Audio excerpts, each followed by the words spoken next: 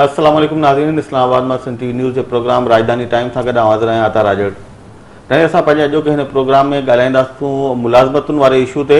हिकिड़े पासे वफ़ाक़ी हुकूमत, ॿिए पासे सिंध हुकूमत बि सरकारी मुलाज़मतुनि ते जेका पाबंदी लॻल हुई उहा पाबंदी हटाए छॾी आहे। हाणे ओवरऑल असां सिंध जा जेके बेरोज़गार नौजवान आहिनि, तइलीम याफ़्ता आहिनि, उन्हनि जी गाइडेंस लाइ असां चाहियो त पंहिंजो हीउ प्रोग्राम करियूं त इन्हनि मुलाज़मतुनि जी पोज़ीशन छा आहे, ख़ासि करे वफ़ाक़ में जेके मुलाज़मतूं आहिनि उन्हनि लाइ तासुर हिते इहो आहे त सिंधी नौजवान या त अचनि नथा, जेकॾहिं अचनि था त उहे अहलियत ते पूरा नथा लहनि। ओवरऑल कोटा सिस्टम जो बि इशू आहे, कोटा ते अमल थिए थो नथो थिए, उहो बि शइ आहे। उनखां सवाइ जेका शफ़ाफ़ियत आहे इन्हनि सभिनी भर्तियुनि में, उन ते नज़र कीअं रखिजे, जेको आइनी तहफ़ुज़ मिलियल आहिनि इन्हनि मुलाज़मतुनि जे हवाले सां, उहे तहफ़ुज़ ते केसिताईं अमल थिए थो नथो थिए, ऐं इन लाइ असांजा जेके चूंडियल इदारा आहिनि, असांजा चूंडियल नुमाइंदा आहिनि, उन्हनि जो किरदारु छा आहे, इन्हनि सभिनी शयुनि ते ॻाल्हाईंदासीं। असांखे जॉइन कयो आहे साईं फज़लुल्लाह कुरैशी साहिब जन। साईं तव्हांखे भलीकार चऊं था, महिरबानी। ऐं तव्हांजी हेॾी वॾी जेको तजुर्बो आहे सिविल सर्विस जो, असां चाहियूं था त उन मां सिंध जे नौजवाननि ताईं को उनजो फ़ाइदो उन्हनि खे हासिलु थिए ऐं उन्हनि खे गाइडेंस बि तव्हांजे पारां मिले। ओवरऑल सर, सभिनी खां पहिरीं जेकॾहिं पाण सिंध खे हिकिड़े पासे रखूं, वफ़ाक़ जेका भर्तियुनि तां पाबंदी हटाई आहे, उन खां पोइ हाणे ज़ाहिर एडवर्टाइज़ थींदियूं नयूं पोज़ीशनूं, सिंध जे नौजवाननि खे उन्हनि मुलाज़मतुनि लाइ अप्लाई करण खां अॻु में कहिड़े क़िस्म जी तयारी करणु खपे, ऐं हिते जेके कोटा आहे उन ते जेको अमल थिए पियो उन ते पाण अलॻि ॻाल्हाईंदासीं। पहिरीं जेकॾहिं तव्हां रुॻो गाइड कयो नौजवाननि खे त उन्हनि खे तयारी कहिड़ी करणु खपे, कहिड़े क़िस्म जो हिते सिस्टम आहे, कीअं मुमकिन आहे त उहे हिते वफ़ाक़ी मुलाज़मतुनि लाइ पंहिंजो पाण खे अहल साबित कनि? पहिरीं ॻाल्हि त ज़हनी तौरु पाण खे तयारु कनि त इस्लामाबाद में नौकिरी करणी आहे। सही।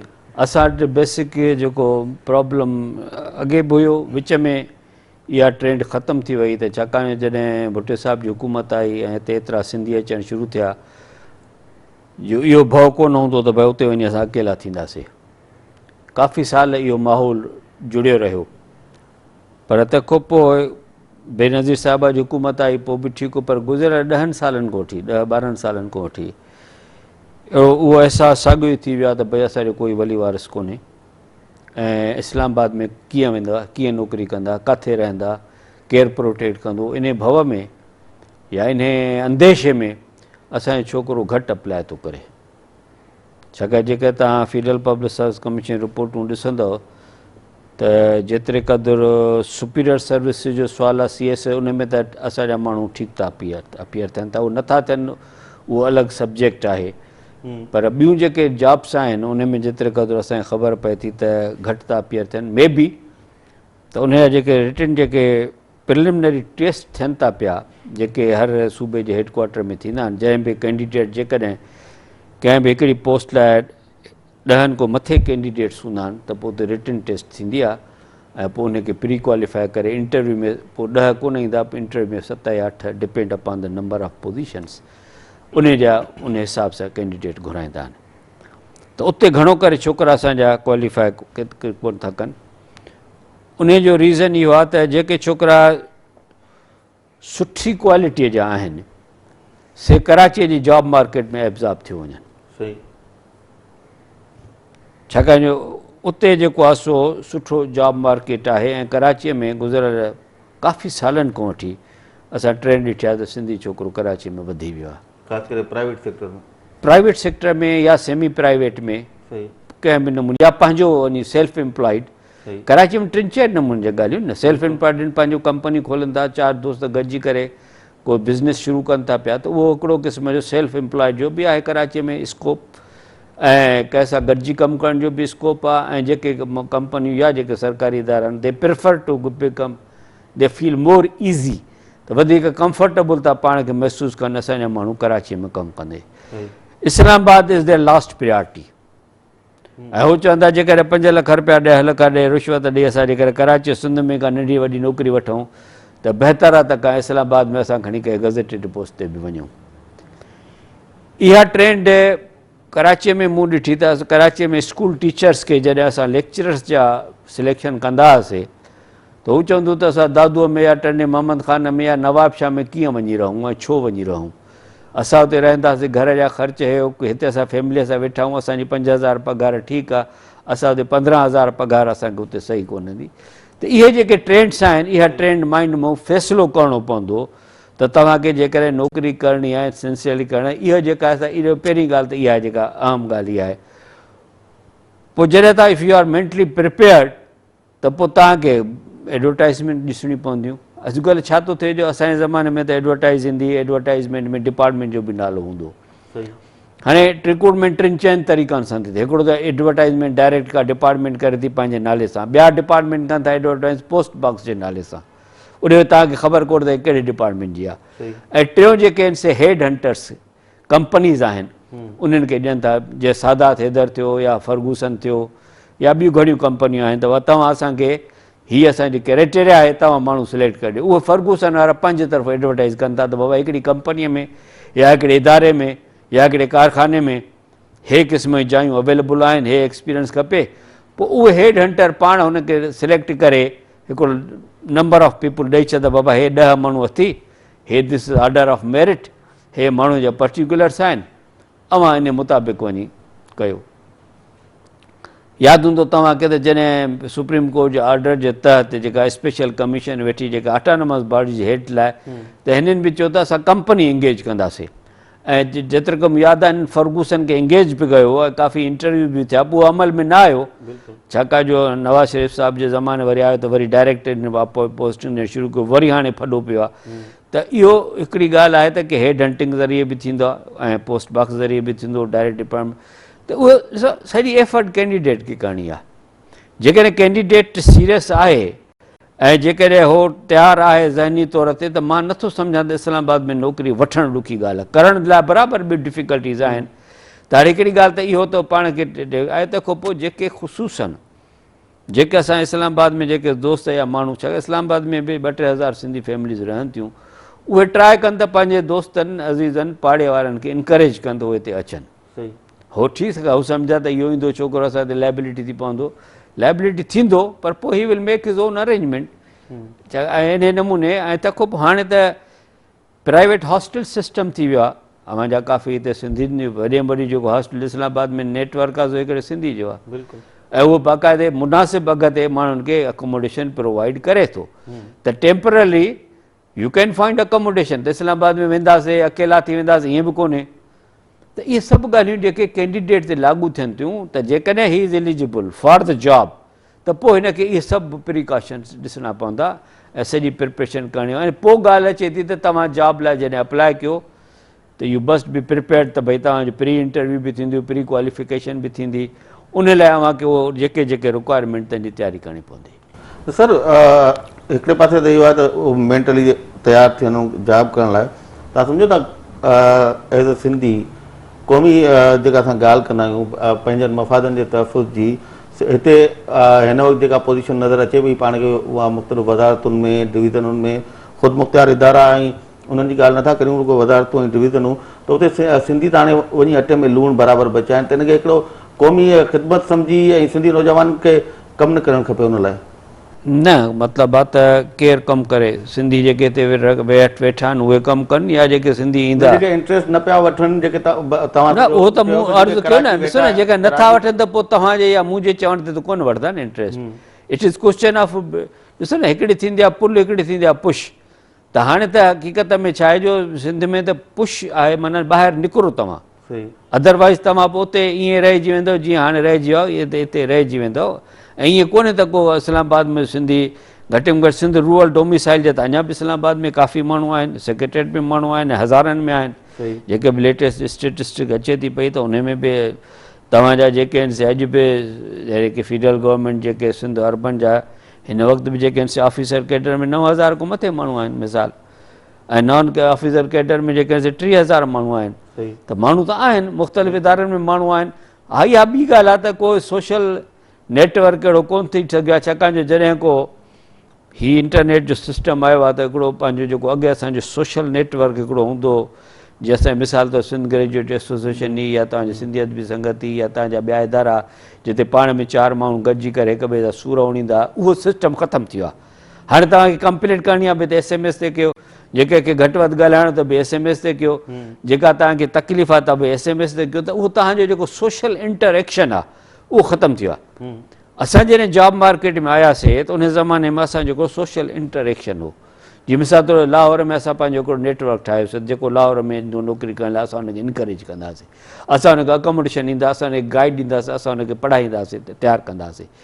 इन खां पोइ जॾहिं भुट्टे साहिब जी हुकूमत आई त Sindh graduate as a social network बाक़ाइदे हिकिड़ी स्टेटिस्टिक डेटा करे हिकिड़ो 12 महीना कमु करे ऐं गवर्नमेंट खे मजबूर कयो त बाबा कोटा जे ॾियण लाइ अवां लेटरल एंट्री सिस्टम कयो। प्रेशर हो न, ज़रूरत हुई, प्रेशर हुयो। हाणे को माण्हू अहिड़े कम करण लाइ तयारु कोन्हे। हाणे उहो बि एक्सपेक्ट कनि था त ॿियो करे असांजे लाइ।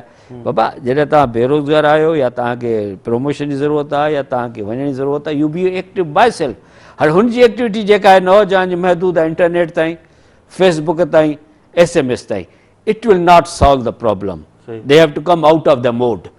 उहो मोड को ॿाहिरि अची करे ऐं जेके ग्राउंड रियलिटीज़ आहिनि उनखे फेस करिणो पवंदो। बाक़ी SMS करण सां हिकिड़ो माण्हू चए थो सिंध बि आज़ादु थी वेंदी, MK बि ख़तमु थी वेंदी, मसइला बि हल थी वेंदा, नौकिरी बि मिली वेंदी, मां बसि SMS करे छॾी आहे, मूंखे जवाब बि अची वेंदो, ईअं कोन्ह थींदो।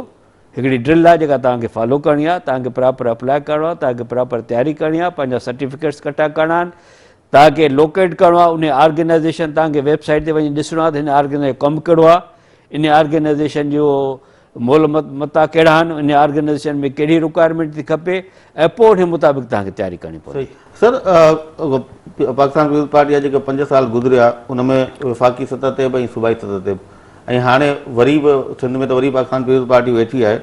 इहे जेके सभु भर्तियूं थियनि हाणे थियणियूं आहिनि, उनमें शफ़ाफ़ियत कीअं बरक़रार रखी सघिजे थी, उन ते नज़रदारी कीअं थींदी? छो त इहे दावो आहिनि त किथे सिफ़ारिश ते, किथे रिश्वत ते, ऐं किथे कीअं भर्तियूं ईअं थियूं थियनि, आयल उम्मीदवार वरी बि रहिजी था वञनि। न, इहो त काफ़ी अरसे को ट्रेंड शुरू थियो, ऐं जॾहिं को पॉलिटिकल गवर्नमेंट्स आयूं त हर को चए पियो त बाबा असां नौकिरी न ॾींदासीं, ॿियो छा कंदासीं। भई असां ईअं कोन था चऊं त पॉलिटिकल पार्टीज़ नौकिरियूं न ॾियनि, नौकिरियूं तव्हां ज़रूरु ॾियो ऐं पंहिंजे माण्हुनि खे ॾियो, उहो ठीकु आहे, पर सुवाल आहे त आख़िर का अहलियत बि त का शइ आहे न। सुवालु आहे त जेकॾहिं तव्हां निपोटिज़म जे बेसिस ते, माना जेकॾहिं पंहिंजनि खे नवाज़ींदव या रिश्वत जे बेसिस ते, जेका जनरल कंप्लेंट सिंध में आहे, या कंप्लेंट गज़ेटेड नौकरियुनि लाइ बि आहे, इहा complaint Sindh public service commission ते बि आहे, इहा कंप्लेंट जेका आहे सा डिपार्टमेंटल हेड्स ते बि आहे ऐं रीजनल हेड्स ते बि आहे। ऐं तव्हां पाण इन जा मिसाल पाण ॾिठा आहिनि त तव्हां पैसा बि वरिता, नौकरियूं बि न ॾिनियूं या कूड़ियूं नौकरियूं ॾिनियूं। 17,000 नौकरियूं सिंध लोकल गवर्नमेंट डिपार्टमेंट में इलेक्शन खां अॻु में ॾिनियूं वयूं, 13,000 नौकरियूं एजुकेशन में ॾिनियूं वयूं, ऐं अनफॉर्चुनेटली ॾियण वारा जस्टिफाई पिया कनि त सही असां नौकरियूं त ॾींदासीं न, इलेक्शन खणी नौकरियूं त ॾींदासीं न। बाबा नौकरियूं तव्हांजे बजट में ई कोन्हनि, तव्हांजी नौकरियूं सेंक्शन थियल ई कोन्हनि, त तव्हां कीअं? ऐं मुसीबत सिंध में हिकिड़ी ॿी जेका ट्रेजिडी आहे त हिन महिल ताईं सिंध में का बि सेंसस कोन्हे गवर्नमेंट एम्प्लॉइज़ जी। जॾहिं फेडरल गवर्नमेंट ॿिनि तरीक़नि सां सेंसस कंदी आहे। हिकिड़ी हीअ हूंदी आहे जेका हीअ आहे 15th census of federal government civil servants, जेके ट्रेडिशनल चवंदा आहिनि, माना हर 3 साल हीअ थींदी आहे, ऐं पाकिस्तान खां पोइ 15 आहे। ऐं हीअ जेका आहे साल 9 खां 12 ताईं हेठि कवर करे थी, हाणे नई जेका हाणे 12 खां पोइ शुरू थींदी। त इन में सभिनी जेके बि तव्हांजूं सेंक्शन पोस्टूं आहिनि हज़ारनि में, उहे सभिनी सेंक्शन पोस्टुनि जी हिते बाक़ाइदे सॼी डिटेल ॾिनी वेंदी आहे त कहिड़ियूं पोस्टूं आहिनि, कहिड़े खाते में आहिनि, सेंक्शन पोस्टूं केतिरियूं आहिनि, ऐं उहो हिकु हिकु डिपार्टमेंट जो, हिकु हिकु इदारे जो। हाणे मिसाल जे तौरु जेका तव्हां कैबिनेट डिवीजन वठंदव त हर कैबिनेट डिवीजन जा जेके बि इदारा आहिनि, 40 इदारा, और 40 इदारनि जी हिन में तफ़सीलात, उन में केतिरियूं नौकरियूं आहिनि ऐं केतिरियूं नौकरियूं जेके से भरियल आहिनि। त असां वटि त को अहिड़ो सिस्टम ई कोन्हे। त हिकिड़ो त हे जेको आहे सो ट्रेडिशनल सेंसस थींदी आहे, ॿियो जेको आहे सो एन्युअल स्टेटिस्टिकल बुलेटिन निकिरंदी आहे। हीअ जेको आहे सो एन्युअल स्टेटिस्टिकल बुलेटिन आहे फेडरल गवर्नमेंट एम्प्लॉइज़ जी, हे 12-13 जी आहे, हीअ अञा पब्लिश कोन थी आहे, हीअ मूं वटि फोटो कापी आहे। त 12-13 में तव्हां वटि केतिरियूं पोस्टूं फेडरल गवर्नमेंट में हुयूं, ऐं उहे फेडरल गवर्नमेंट में 12-13 में मिसाल जे तौरु त हिन में बाक़ाइदे लिखियल आहे त सेंक्शन पोस्टूं फेडरल गवर्नमेंट में 4,97,000 आहिनि, ठीकु आहे न, ऐं जेके एक्चुअल पोस्टूं भरियल आहिनि से 4,46,000 आहिनि। यानी एतिरे क़दुरु हे आहे सॼी ॻाल्हि ॾिनल त हिन में तंहिंखां पोइ जेके ग्रेड 17 खां 22 जूं 28,932 पोस्टूं आहिनि, सही 22,000 भरियल पोस्टूं आहिनि ऐं हुन जूं जेके नॉन गज़ेटेड जेके आहिनि माना 1 खां 16 ताईं जूं 46,800 पंहिंजो 4,68,000 आहिनि ऐं 4,24,000 भरियल। त अहिड़ो तव्हां वटि पहिरीं ॻाल्हि त सिंध गवर्नमेंट ख़ुदा जे वास्ते पंहिंजो सिस्टम त ठाहियो, सही तव्हांखे ख़बर त पए तव्हां सैंक्शन पोस्टूं आहिनि केतिरियूं। हिते त अंधी घोड़ी कल में पंहिंजो जेकॾहिं जमादार जूं पोस्टूं त ग्रेजुएट भर्ती करे छॾिया आहिनि त तव्हांजी हर म्यूनिसिपैलिटी में कोन्हे। त इहो जेको असांजो बेसिक इशू नौकिरियूं ॾियो न ॾियो, गवर्नेंस त ठीकु कयो, सही what is in your pocket बिल्कुलु असांखे ख़बर ई कोन्हे। हर डिपार्टमेंट अंडर एम्प्लॉयमेंट आहे या ओवर एम्प्लॉयमेंट आहे। जिते पोस्टूं ख़ाली पयूं आहिनि उते भर्ती कोन थी थिए, जिते भर्ती आहे त हिते नौकिरियूं कोन थियूं मिलनि, जिते नौकिरियूं मिलनि तियूं पघारूं कोन थियूं मिलनि। त सिंध गवर्नमेंट पहिरियों हाउस इन ऑर्डर त करे न, सही ॻाल्हि हिननि नौकिरियूं एडवर्टाइज़ त कयूं पर हाउस ऑर्डर में कयूं, पर सिरो बाय द वे सेक्रेटरी चयो बाबा तव्हां एडवर्टाइज़ बाबा तव्हां सैंक्शन पोस्ट तव्हां पंहिंजे। तंहिंजे करे पहिरीं अपील थिए त तव्हां हिकिड़ो पंहिंजो डेटा बेस त ठाहियो न। जॾहिं फेडरल गवर्नमेंट 1,000 ऑर्गेनाइज़ेशन जे लाइ 4.5 लख पोस्टूं आइडेंटिफाई करे सघे थी त तव्हां छो नथा करे सघो। बिल्कुलु ऐं हीअ जेका एनुअल सेंसस आहे इन में फेडरल गवर्नमेंट जूं डिस्ट्रिक्ट वाइज़ पोस्टूं अथव। सही हिन खे अव्हांखे आउं ॿुधायां त कहिड़े डिस्ट्रिक्ट में बाक़ाइदे डिस्ट्रिक्ट वाइज़ मिसाल तौर ते बलूचिस्तान आहे, हे साल 2006 में हे सिंध में डिस्ट्रिक्ट वाइज़ पोस्टूं त फेडरल गवर्नमेंट में डोमिसाइल वाइज़ सही जेकबाद जा 1 खां 22 ताईं 568 आहिनि ऐं जेके 17 खां 22 ताईं रुगो 3 मुलाज़िम आहिनि। सही ऐं तंहिंखां पोइ घणा डिस्ट्रिक्ट अहिड़ा आहिनि जंहिंमें 17 खां 22 ताईं मुलाज़िम आहिनि ई कोन। त हिन में जेका ही डेटा जेका चए थी त मिसाल जे तौरु तव्हां ॾिसंदव त कराचीअ में फेडरल गवर्नमेंट में जेके 62,000 सिंध जा मुलाज़िम आहिनि उन में 47,000 कराचीअ जा आहिनि सिर्फ़ु, ऐं ॿियो नंबर जेको आहे सो हैदराबाद जा आहिनि ऐं टियों नंबर जेके सखर जा आहिनि मीरपुर। त ही डिस्ट्रिक्ट वाइज़ 47,000 बाक़ी 15,000 सिर्फ़ु आहिनि, बाक़ी सॼी हा बाक़ी फेडरल गवर्नमेंट त ईअं ई थो थिए न। उते त छाकाणि शुरू खां वठी इहो आहे, अॼु जी ॻाल्हि कोन्हे, हिस्टोरिकल ॻाल्हि आहे। त हे त तव्हांखे मां हिकिड़ो मिसाल ॾेई सम्झां त जेकॾहिं फेडरल गवर्नमेंट लखा पोस्टूं जेका कुल जेके पोस्टूं जिन जे हिते डिस्ट्रिक्ट वाइज़ बाइफर्केशन थियल आहे ऐं ग्रेड वाइज़ थियल आहे, इहे जेके आहिनि से पंहिंजो 20,000 जेके आहिनि से पंहिंजो हे जेके कुल जेके पोस्टूं जेके टोटल जेके पोस्टूं आहिनि जंहिंमें 4,10,777 सही इहे पोस्टूं ग्रेड वाइज़ डिस्ट्रिक्ट वाइज़ सही डिस्ट्रीब्यूशन आहे। चलो सर टाइम तो इहा जेका तव्हां सेंसस तव्हां वटि आहे कोन, फेडरल गवर्नमेंट जेका रखी सघे थी एॾनि माण्हुनि जी, त तव्हां वटि बि 4 लख खां मथे मुलाज़िम त कोन हूंदा न। सही तो सर टाइम तो ब्रेक जो, ब्रेक खां पोइ कंटिन्यू कंदासीं। नारियल हलूं था ब्रेक ते, असां गॾु रहिजो।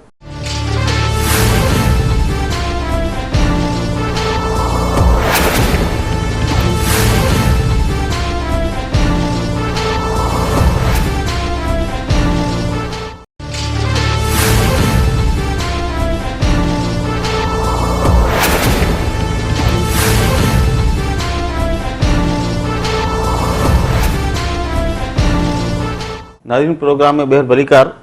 सर तव्हां 2 ॾींहं अॻु में जॾहिं हीअ पार्लियामेंट जो गॾियल इजलास हलियो पियो उते डॉक्टर फारूक सत्तार जेको मुतहदा क़ौमी मूवमेंट जो आहे उन हिकिड़ो त नवां इंतज़ामी यूनिट ठाहिण वारी ॻाल्हि कई, उन ते उनजो तमामु घणो ज़ोर, पर गॾोगॾु हिकिड़ी ॿी ॻाल्हि उहो करे वियो, हुन चयो त कोटा सिस्टम आख़िर छो इहो ख़तमु छो नथो कयो वञे, इहा नाइंसाफ़ी आहे, असां सां ज़ुल्म आहे। हाणे तव्हां जेको ॿुधायो त कोटा सिस्टम त भई जाइ ते मौजूदु आहे पर 47,000 सीटूं खणियूं वञनि कराची वारा, पोइ हैदराबाद 2 नंबर ते आहे, बाक़ी 15,000 मां बि हैदराबाद 67,000 खयो वञे। त overall Kota system quota system का नई ॻाल्हि त आहे, सॼी दुनिया में कोटा सिस्टम आहे, पाकिस्तान जे हर सूबे में कोटा सिस्टम आहे, रुगो नामन करे फ़र्क़ु आहे। तव्हां बि कल्ह जेका तव्हां ख़ैबर पख्तूनख्वा जी ॾिठी हूंदी एडवर्टाइज़मेंट, उन में बाक़ी लिखियल आहे ज़ोन 1 बिल्कुलु ज़ोन 2। हाणे असां जेकॾहिं हैदराबाद कराचीअ खे चऊं ज़ोन 1 ऐं पंहिंजो रेस्ट सिंध जो ज़ोन 2 त पोइ तव्हांजो इहो रूरल अर्बन जो चक्कर ई ख़तमु थी वेंदो, यू कैन रीडिफाइन हिम। बिल्कुलु ऐं पंजाब में कंहिं ज़माने में ज़ोनल सिस्टम हो, वेस्ट पाकिस्तान में ब्लॉक सिस्टम हो, 28 सीटुनि जो ब्लॉक हूंदो हो, हर हिकु डिवीज़न जो, उते डिवीज़न जी कोटा आई। ऐं इंट्रस्टिंग ॻाल्हि इहा आहे त हीअ जेके माण्हू ॻाल्हि, अच्छा इहा ॻाल्हि पहिरियों जॾहिं काई कोटा कोन हूंदी, जॾहिं कंपनी बहादुर हुकूमत कंदी उन जे जेका ईस्ट इंडिया कंपनी हूंदी उहा बि सिविल सर्वेंट्स रखंदी, उनखे ICS चवंदा, उहो सिविल सर्वेंट, उन में रुॻो हूंदो त रुॻो अंग्रेज़ हूंदा हुते, सही मतिलबु यूरोप देवर allowed to be civil servant, हे पंहिंजो कारनि जी काई कोटा कोन हूंदी। 1857 जे रिवोल्यूशन खां पोइ हुननि गवर्नमेंट सोचियो त बाबा हाणे हेॾी बग़ावत थी आहे, हेॾो गोड़ थियो आहे, त असां हिन खे पार्टिसिपेट करण जी इजाज़त ॾियूं। पोइ हिननि हुन में पार्टिसिपेशन जी इजाज़त ॾिनी ऐं पोइ जेको आहे सो इम्तिहान थींदो लंडन में, सही पोइ हिननि हिंदुस्तान में इम्तिहान वठणु शुरू कयो ऐं पोइ जेका आहे सा यूरोपियन ऐं नॉन यूरोपियन जी कोटा थी। पर जॾहिं हुननि ॾिठो त नॉन यूरोपियन कोटा में प्रॉब्लम थो थिए त ऐं हिंदुनि जेको आहे सो गोड़ कयो, पोइ हिंदुनि जी कोटा थी, पोइ मुस्लमाननि जी कोटा थी, त इहो pre partition, pre revolution, pre 1857 हिकिड़ी कोटा सिस्टम आहे मुरवजा हुयो सब कॉन्टिनेंट में बि, वर्ल्ड बैंक में बि आहे। छाकाणि वर्ल्ड बैंक में जे तव्हां मेरिट ते नौकिरी ॾींदो त सभु अमेरिका यूरोप जा माण्हू खणी वेंदा, सही बिल्कुलु तव्हांखे त मिलंदी। वर्ल्ड बैंक में तव्हांजे सिंध जी बि पाकिस्तान जी बि कोटा आहे, वर्ल्ड बैंक जे बोर्ड ऑफ डायरेक्टर्स ते पाकिस्तान जी बि कोटा आहे, एशियन बैंक में पाकिस्तान जी डायरेक्टर जी कोटा आहे। त भई quota the system is a natural thing, ऐं जंहिंमें जेका बि फेडरेशन हुजे या जिते बि डिस्क्रेपेंसीज़ आहिनि, छाकाणि मुस्लमान कोटा इन करे मिली ICS वग़ैरह में, छाकाणि पुठिते पियल हुया, बिल्कुलु ऐं त गंद जो नॉमिनेशन थींदी मुस्लमाननि जी, नॉमिनेशन थींदी हुई, ऐं उहो जेका जेकर ICS में कॉम्पीट न करे सघंदा त नॉमिनेशन थींदी। 1935 में नॉमिनेशन ते जेको आहे अब्दुल सत्तार पीरज़ादो, हफ़ीज़ पीरज़ादो जो वालिद साहब ऐं असलम खटक साहब जेको ज़िया जो पोइ मिनिस्टर थियो, इहे ॿई नॉमिनेट थिया ICS लाइ। पोइ लकली छा थियो जो पोइ कंहिं सबब करे उहा मेटेरियलाइज़ न थी सघी, पर it is matter of the history त एतिरे क़दुरु जो मुस्लमान नॉमिनेट बि थींदा हुया इंडिया में ऐं ICS में। तंहिंखां पोइ सभु कॾहिं इंट्रस्टिंग आहे, जेका फारूक सत्तार खे को ॿुधाए कोन थो, त बाबा 48 में जॾहिं पहिरियों दफ़ो कोटा जो सिस्टम पाकिस्तान में इंट्रोड्यूस थियो त 20% सीटियूं रखी वयूं उन्हनि माण्हुनि लाइ जेके पाकिस्तान में आया ई कोन हुआ, जिन खे पाकिस्तान जो डोमिसाइल कोन हुयो, बिल्कुलु माना कंहिंजे लाइ जेके लॾे आया बिल्कुलु उन्हनि लाइ कोटा रखी वई। इन खां पोइ जॾहिं कराची सिंध में मर्ज थी वई ऐं सिंध को अलॻि थी वई त कराचीअ जी अलॻि कोटा रखी वई, जेका हुनजे पॉपुलेशन शेयर को वधीक हुई। जॾहिं फेडरल कैपिटल कराची हो त कराचीअ जी कोटा अलॻि हुई, सिंध जी कोटा कोन हुई। सिंध वाज़ रेस्ट सिंध वाज़ merged with NWFP and Balochistan under, इहे सभिनी जी कोटा अलॻि हुई। सही पंजाब जी कोटा अलॻि हुई, पंजाब ऐं बहावलपुर ऐं ईस्ट पाकिस्तान, माना बांग्लादेश हाणे जंहिंखे असां चऊं था त उन वक़्तु हुनखे चवंदा हुआ पंहिंजो ईस्ट बंगाल। सही ईस्ट बंगाल जी हुयूं कोटा हुई अलॻि, ऐं मेरिट कोटा अलॻि हुई, कराची जी कोटा अलॻि हुई, बहावलपुर ऐं वेस्ट पंजाब सही अलॻि हुई, ऐं सिंध सूबे सरहद बलोचिस्तान अलॻि हुई। त कोटा त उन सिस्टम को हली पियो। पोइ आहिस्ते आहिस्ते उन में जीअं जीअं मॉडिफिकेशन ईंदी वियूं, हर दफ़े कोटा रही, हर दफ़े कराची जी कोटा अलॻि रही ऐं कराची जी कोटा पॉपुलेशन को वधीक रही। तंहिंखां पोइ जॾहिं वन्यूट टुटो त ऑब्वियसली, अच्छा वन्यूट जे ज़माने में बि हर डिवीजन जी कोटा अलॻि हूंदी, 28 ब्लॉक्स आहे कोटा जा, सही जंहिंमें खैरपुर अलॻि हुई, हैदराबाद अलॻि हुई, छाकाणि उन ज़माने में सिंध में 3 डिवीज़न हूंदियूं, कराची, हैदराबाद, खैरपुर। अहिड़े नमूने पंजाब में 12 डिवीज़न हूंदियूं, बलूचिस्तान में। त उते उन्हनि हर हिक खे हक़दार करण लाइ उते सूबाई कोटा कोन थी। वेस्ट पाकिस्तान एज़ अ सच में डिवीज़न जी कोटा हूंदी ऐं उनजो रोस्टर हूंदो हो। त जेकॾहिं खैरपुर डिवीज़न जी सीट आहे त पोइ उन में सखर जेके ज़िला खैरपुर जा उहे छोकिरा कॉम्पीट कंदा। जेकॾहिं मूंखे बि वेस्ट पाकिस्तान में नौकिरी मिली, थी सघे त मूंखे खैरपुर जी सीट ते नौकिरी मिली हुजे, छाकाणि जो जेका सीट मूंखे मिली वेस्ट पाकिस्तान में सो खैरपुर जा, छाकाणि उन ज़माने में त अप्लाई तमामु घटि माण्हू सिंध जा कंदा हुआ न। त इहा जेको कोटा सिस्टम, इहो चवण त कोटा सिस्टम जा अञा ताईं बि, अॼु ताईं बि फ़ाइदो ई आहे। जॾहिं कोटा इंट्रोड्यूस थी सिंध में 40 अर्बन एरियाज़ लाइ ऐं 60 ॿाराड़ी वारनि लाइ, त उन में उन वक़्तु हुननि जी पॉपुलेशन 32% को बि घटि हुई। सही माना 32 खे 40 सीटूं असां आबादी खां वधीक, आबादीअ खां वधीक, छाकाणि वधीक पढ़ियल कहिड़ा माण्हू हुया न। ऐं असांखे आबादी को ऐं जेके मतिलबु आहे त अॼु बि जेका 98 जी सेंसस आहे त इन एरिया जी कोटा जेके 40% सीटियूं उन्हनि जी पॉपुलेशन 38% आहे। न सर ये त इहो कोटा जो शहरनि जी कोटा जे करे अर्बन जी कोटा ॿाहिरां माण्हू फ़ाइदो वठंदा न ॿाहिरां जी कोटा ते। ऐं देखो पोइ नंबर 1 नंबर ॻाल्हि इहा कोटा सिंधी उर्दू या सिंधी महार जी कोटा कोन्हे। उहो ई आहे। जेकॾहिं हिकिड़ो सिंधी जेको सखर जे शहर में रहे थो पियो हीउ आल्सो इन ते कॉम्पीट करे थो, ऐं जेको नॉन सिंधी सॼे सिंध में रहे थो उहो बि इन ते कॉम्पीट करे कोटा मिले थी। त इहे हिन जो टोटल इहो फ़ियास्को हिकिड़ो ब्लैकमेलिंग आहे।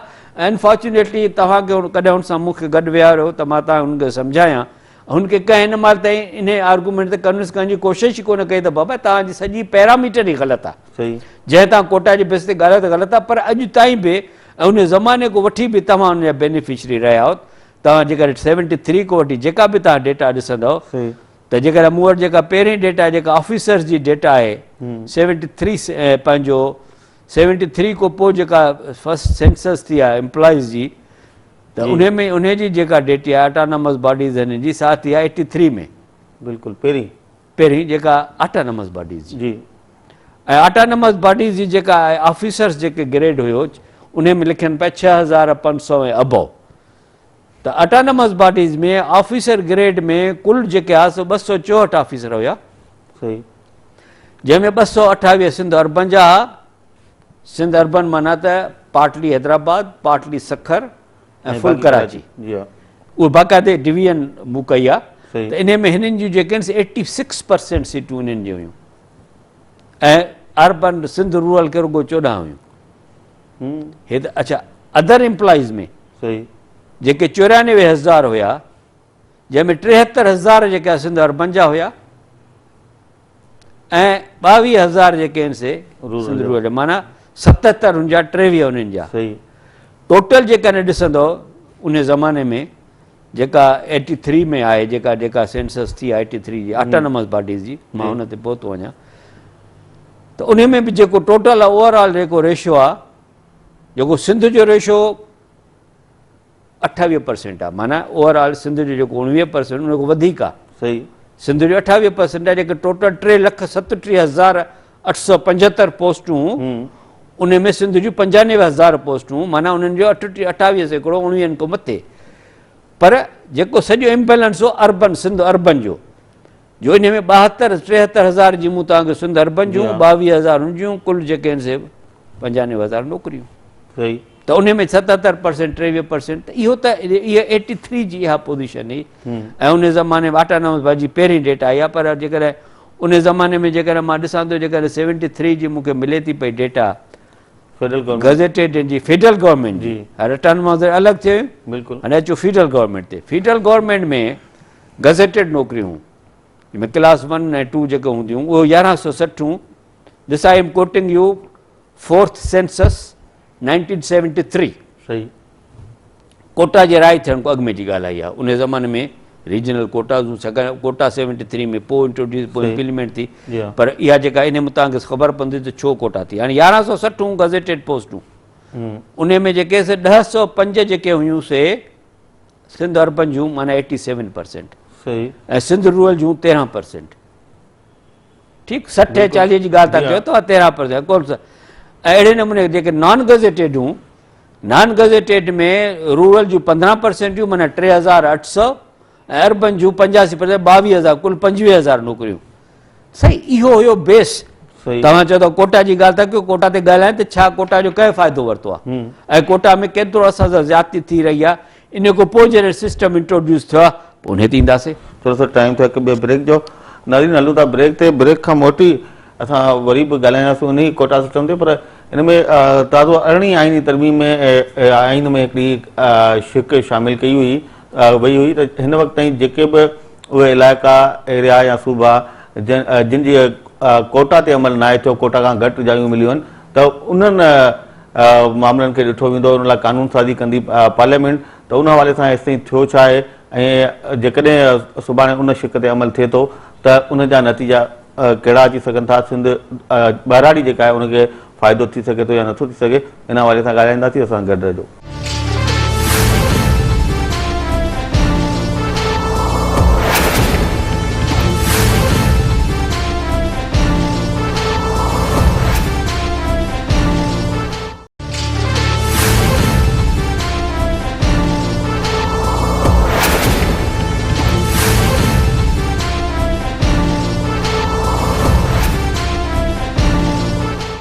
वेलकम बैक नाज़रीन।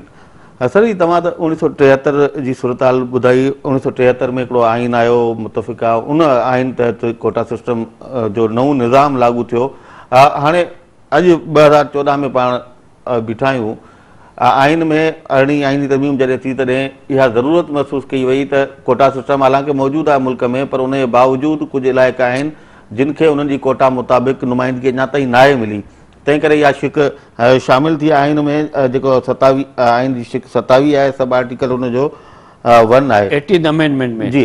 त उन में इहो आहे त हाणे पार्लियामेंट को हिकिड़ो एक्ट ठाहींदी ऐं उन तहत जिन जी नुमाइंदगी घटि आहे, जंहिं क्लास जी या एरिया जी, उहा पूरी कई वेंदी। त ओवरऑल छा वाकई शहरी सिंध वारा भाउर जेको हाणे रड़ियूं कनि पिया त जेका असांजी बहिराड़ी वारी सिंध आहे उहो इन कोटा जो वॾो फ़ाइदो वठी वई ऐं हू वीचारा रहिजी विया नुमाइंदगी खां? ॾिसो ॿ टे ॻाल्हियूं आहिनि। पहिरीं ॻाल्हि त आइनी सूरत हाल हिकिड़ी ॻाल्हि वाज़े करणी पवंदी त जेका आइन में जेका कोटा सिस्टम जी जेका गारंटी सा ख़तमु थी वई आहे। एडमिनिस्ट्रेटिवली सिस्टम त आहे, सही, उहो त आइन में न हुयो त बि उहो लागू थींदो। जेका 73 आइन अॻु में बि quota system, quota is a administrative measure also, त एडमिनिस्ट्रेटिवली कोटा सिस्टम लागू आहे। आइन जी प्रोटेक्शन हिन खे ॾियणी आहे, जेका गवर्नमेंट अञा ताईं कोन ॾिनी आहे। मां सम्झां थो त जॉइंट पार्लियामेंट जॾहिं थी त इनखे इहा प्रोटेक्शन ॾियणी हुई। प्लस हुन में जेका 18th अमेंडमेंट में जेका ॾियणी आहे उनखे इम्प्लीमेंट करणो हुयो त जिते जिते कोटा पूरी न आहे, जिन जिन इलाइक़नि जी या जिन जिन तबक़नि जी कोटा न आहे, उनखे कोटा पूरो करे। इन में पीपल्स पार्टी जी हुकूमत ऐं मौजूदा हुकूमत गुज़िरियल 4 साल में नाकाम थी आहे ऐं बुरी तरह नाकाम थी आहे। त हुननि असांजा प्रोटेक्ट राइट्स न कया, जेके राइट प्रोटेक्ट करणु घुरिजनि आहे, ऐं कॉन्स्टिट्यूशन में अमेंडमेंट करे ऐं पोइ उन ते लॉ इनएक्टमेंट न करणु, इहा जेका आहे ज़्यादती आहे, इहो हिकिड़ो लॉलीपॉप आहे। त इहो जेका आहे पहिरीं ॻाल्हि त इहा आहे त कोटा सिस्टम खे वरी हिकिड़े आइननि जे तहत प्रोटेक्शन ॾिनी वञे, जेकॾहिं सम्झो वञे, जेकॾहिं सिविल सोसाइटी मञे थी त उहो कयो वञे। नंबर 2 ऐं बिल बि अची चुको आहे, उहो बिल बि जेको पास थियणु घुरिजे। ऐं प्लस उन खां वधीक ॻाल्हि आहे त कोटा सिस्टम इम्प्लीमेंट थिए। इम्प्लीमेंट लाइ तव्हांखे स्पेशल मेजर्स करणा पवंदा, ऐं छाकाणि जो जेको असां जेको प्रैक्टिस आहे त कोटा सिस्टम इम्प्लीमेंट कोन थो थिए। Departmental deliberately or undeliberately all in inefficiency they don't implement the quota system. इन करे कोटा सिस्टम जेको आहे इम्प्लीमेंट थियणु ज़रूरी आहे। ऐं हर डिपार्टमेंट ते, हर डिपार्टमेंट जे हेड ते ॾिनो वञे त बाबा तूं रोस्टर फॉलो कर, there should be a committee, there should be a parliament body, उहा चेक कर त रोस्टर फॉलो थिए थो या कोन थो थिए, रोस्टर अपडेट थिए न। हिते हाणे छा थो थिए, जनरल प्रैक्टिस इहा आहे त अॻे तव्हां 3 साल अॻु तव्हां सीटियूं भरे छॾियूं, तंहिंखां पोइ वरी जॾहिं तव्हां एडवर्टाइज़ लाइ वञो था पिया त वरी चओ था त बाबा 20 सीटियूं निकितियूं आहिनि, माना 10 पंजाब ॾे वेंदियूं, हेतिरे वेंदियूं, हेतिरे वेंदियूं, हेतिरे। बाबा तव्हां ॾिसो त सही त पंजाब अॻु में ओवर सब्सक्राइब त कोन्हे। सही, छाकाणि जो जेका तव्हां एग्रीगेट्स में ॾिसंदव त पंजाब ऐं NWFP ऐं गिलगित वाला इहे ओवर सब्सक्राइब आहिनि पंहिंजे कोटा को। ओवरऑल जेका कोटा थियल आहे ओवरऑल एग्रीगेट्स में, डिपार्टमेंट वाइज़ त तव्हांखे किताब ॾिसणा पवंदा, पर दे आर सब्सक्राइब। ऐं Sindh urban they are over subscribe then their quota till today. मूं तव्हांखे 73 जी ॿुधाई, पर अॼु बि जेके आहिनि से जेकॾहिं तव्हां मिसाल तौरु नौकिरियूं ॾिसंदव, साल जेकॾहिं मां तव्हांखे ॿुधायां 9-10 जी मूं वटि डेटा आहे, ऐं 12-13 जी बि जेकॾहिं तव्हां डेटा ॾिसंदव, 12-13 40 साल पोइ बि डेटा ॾिसंदव त 17 खां 22 जेके पोस्टूं आहिनि पाकिस्तान में, उन में जेके आहिनि से सिंध अर्बन जेका आहे सा ओवर सब्सक्राइब आहे, माना 58% आहिनि। हुअणु घणी घुरिजनि 40, अॼु 58 आहिनि, ऐं सिंध रूरल 42 आहे, 60 जे बजाए। ओवरऑल पाकिस्तान में असांजो रेशो वधीक आहे, 32% आहे, बिकॉज ऑफ सिंध अर्बन जे करे। माना उहा डिस्क्रिमिनेट जेका 73 अॼु ताईं बि ख़तमु कोन थिया, बावजूदि कोटा सिस्टम आहे। यानी कि 21,800 नौकरियुनि मां 12,600 सिंध अर्बन जूं आहिनि, 9,200 जूं आहिनि। कुल नौकरियूं हिन में 66,800 आहिनि, जंहिंमां 21,000 सिंध जूं आहिनि। माना 2-3 Sindh is over subscribe as a whole, but as a because of urban rural. हाणे हिकु को 16 ते अचो, इन में बि जेके आहिनि से 66,000 नौकरियूं आहिनि सिंध डोमिसाइल वारनि में, जंहिंमें 37,000 जेके आहिनि, माना 55% से अर्बन वटि आहिनि बजाए 40 जे, ऐं 45% जेके माना इम्प्रूव थी आहे, पर अञा ताईं असां उन नंबर मद न पहुता आहियूं। माना असां 15% हेठि आहियूं, अञा बहिराणी वारा 15% ऐं हो 15% 15% मथे आहिनि। पहिरियों जॾहिं तव्हांखे मूं 73 असां तमामु घणो पुठियासीं, बिल्कुलु। पर हाणे उहा इम्प्रूवमेंट थी आहे बिकॉज़ ऑफ दिस कोटा। पर अञा माना ज़रूरत आहे कोटा सिस्टम लागू रखण जी। हिन में जेके कूड़ा डोमिसाइल अचनि था या जेके हिते अची करे माण्हू सिंध में कूड़ा डोमिसाइल ठहिराए हिते नौकिरी वटि, छाकाणि हिते ड्राइवरनि जूं चपरासियुनि जूं बेशुमार नौकिरियूं तव्हां जेके ॾिसंदो वञी वाह में त तव्हांखे 5000 मुलाज़िम नज़र अचे सिंध रूरल, पर हिकिड़ो बि सिंधी कोन्हे बेसिकली। छाकाणि उहे माण्हू वञी 1600 डोमिसाइल वठी अचनि था, सिंधी को अचे कोन थो, अचे थो त कंटेस्ट कोन थो करे, उहे सभु जाइ वेलारे वञनि। हीअ ज़रूरी न आहे हिते जेके मां तव्हां 1000 माण्हू ॿुधाए सभु सिंधी हुजनि, नो, इन में कूड़ा डोमिसाइल वारा बि बिल्कुलु। उनखे सॼो वेरिफिकेशन जो को सिस्टम ई कोन्हे, को प्रोसेस ई कोन्हे। त सही अहिड़े नमूने जेकर तव्हां ऑटोनॉमस बॉडीज़ में ॾिसंदव त उन में बि इहा हालत आहे। ऑटोनॉमस बॉडीज़ में मूं वटि 9-10 जी डेटा आहे, छाकाणि ॿी डेटा जेका आहे और अर्बन ऐं रूरल जे हिसाब सां ॿी डेटा त मूं वटि आहे, अर्बन रूरल ते मूं वटि 9-10 जी डेटा आहे, जंहिंमें जेको आहे सो सिंध में कुल जेके आहिनि से 20,000 ग्रेड 17 को 12 जी इक्वलेंट नौकिरियूं आहिनि, जंहिंमें 13,900 जेके आहिनि माना 68% अर्बन ॾे आहिनि, 32% सिंध में आहिनि। पर ओवरऑल जेकर तव्हां पाकिस्तान लेवल ते ॾिसंदो त 32% सिंध वटि आहिनि, हिते वरी ओवरऑल वधीक आहे। 1:116 में बि, हालांकि उहे त लोकल उते बि जेको आहे 44% असां वटि आहिनि ऐं 56% हुननि वटि आहिनि, ओवरऑल 20% ओवरऑल बराबरी आहे। त सही ॻाल्हि इहा आहे त कोटा सिस्टम भले हुजे, पर इन में कोटा सिस्टम जो इहो आहे त असांजा माण्हू प्रॉपर कॉम्पीट कोन था कनि, नंढियुनि जे लाइ कोन था अचनि पिया ऐं उन्हनि खे कंपनसेट कोन थो कयो वञे। इहो इनेक्टमेंट जेका थियणी आहे इहा तमामु ज़रूरी थियणु आहे। इन में सभु जेके पेशबंदियूं कयूं वञनि and I can sit with them and can tell them त भाउ तव्हांखे कहिड़ी कहिड़ी पेशबंदियूं करिणी पवंदियूं ऐं तव्हांखे छा छा इंश्योर करिणो पवंदो जेकॾहिं फेडरेशन खे हलाइणो आहे, जेका हक़ इंसाफ़ जी ॻाल्हि करणी आहे, मेरिट जी ॻाल्हि करणी आहे, पर हाउस इन ऑर्डर करणु घुरिजे। जेका हिन वक़्तु प्रेज़ेंट प्रैक्टिस आहे विद इन सिंध, छा त सिंध जी ॻाल्हि त कयूं न हिते, उते जेका प्रैक्टिस आहे नेपोटिज़म जी ऐं करप्शन जी ऐं बैड गवर्नेंस जी, उनखे हर हालत में ख़तमु करिणो पवंदो। सही सर, ओवरऑल जेकॾहिं पाण हिते प्लानिंग कमीशन ॾिसूं या वापडा, सुई gas, OGDC, PIA, state bank, जेके बि ख़ुदि मुख़्तियार इदारा आहिनि, उन्हनि में असांखे न सरबराह को सिंधी नज़र थो अचे, न उनजा बोर्ड ऑफ डायरेक्टर्स जेके आहिनि उनमें असांखे सिंधी नज़र अचनि था। छा उते इहो कोटा सिस्टम लागू नथो थिए? ॾिसो, उहो त हाणे बोर्ड ऑफ डायरेक्टर्स जेको आहे सो प्राइम मिनिस्टर कंदो आहे, उहो प्राइम मिनिस्टर जो पंहिंजो कमु आहे ऐं मिनिस्ट्री जो कमु आहे त रीजनल रिप्रेज़ेंटेटिव नज़र में रखे। या जेकर न आहे त पोइ council of common interest is the forum to open up the issue, national economic council is the forum. Balochistan वारा इन ते प्रोटेस्ट कंदा ईंदा आहिनि, बलूचिस्तान वारा हाणे पंहिंजूं जायूं वठी विया आहिनि। पर अॼु असांजी हालत इहा आहे जो वापदा ते असांजो माण्हू कोन्हे, जेका पाकिस्तान में घणी एम्प्लॉयमेंट वापदा थी ॾे पई, उन ते असांजे सिंध रूरल जो माण्हू कोन्हे, सुई सदरनि ते असां सिंध जो सुई नादरनि ते असांजो माण्हू कोन्हे। इहे जेके माण्हू जेके इहे बॉडीज़ जेके लखा पोज़ीशन जनरेट कनि थियूं, जे बोर्ड ते असांजा माण्हू कोन्हनि। ऐं असां काफ़ी दफ़ा सिंध जे चीफ मिनिस्टर खे, असांजे दोस्त जब्बार मेमन साहिबु काफ़ी दफ़ा लिस्टियूं ॾिनियूं आहिनि त साईं हे बॉडीज़ आहिनि, हे बोर्ड आहिनि, हिते सिंध जा नुमाइंदा कोन्हनि ऐं अनफॉर्चुनेटली आई एम टोल्ड त सिंध जो चीफ मिनिस्टर को तहरीक कोन वरितो आहे। त असां पाण ई जेके इनएक्टिव रहंदासीं ऐं असांजा असेंबली जा मेंबर माशाअल्लाह 100 में वेठा आहिनि, 168 मेंबर आहिनि, कॾहिं का ॻाल्हि कई अथऊं, कॾहिं का ॻाल्हि कई अथऊं, पर हर को माण्हू इंडिविजुअल जी ॻाल्हि थो करे, कम्यूनिटीअ जी ॻाल्हि, सिंध जी ॻाल्हि नारे ताईं ठीकु आहे, प्रैक्टिकली इनएक्टमेंट लॉ नाफ़िज़ करणु, लॉ खे फॉलो करणु, लॉ खे इम्प्लीमेंट करणु, उन लाइ मेजर्स वठणु, कहिड़ी कोशिशि करे रहिया आहिनि। फिर सर, प्रोग्राम में टाइम ख़तमु थियो, तव्हांजी वॾी महिरबानी, तव्हां टाइम ॾिनो असांखे, गाइड कयो नौजवाननि खे। नाज़रीन, वफ़ाक़ी मुलाज़मतुनि ऐं सिंध में जेके मुलाज़मतुनि तां पाबंदी ख़तमु थी आहे, उन हवाले सां असां ॻाल्हि ॿोल कई हिन प्रोग्राम में। ख़ासि करे साईं जो जेको सॼो ज़ोर हो कोटा सिस्टम ते अमल जे बारे में, उन में जेका असांजा उर्दू ॻाल्हाईंदड़ भाउर जेके अॼु ताईं दाऊं था कनि, उहा ॻाल्हि मुंहिंजे ख़्याल में जेके हिन प्रोग्राम में असां घणे हंधि ताईं क्लियर करे चुका हूंदासीं त कोटा सिस्टम हुजण जे बावजूदि सिंध जा ॿाहिराड़ी वारा इलाइक़ा अञा ताईं पंहिंजी कोटा खां महरूम आहिनि। हिन हवाले सां सिंध जा चूंडियल मेंबर उहे कहिड़ियूं कोशिशूं था वठनि, उनजो इंतज़ारु असांखे रहंदो। ईंदड़ प्रोग्राम ताईं ॾींदो इजाज़त। अल्लाह वाही।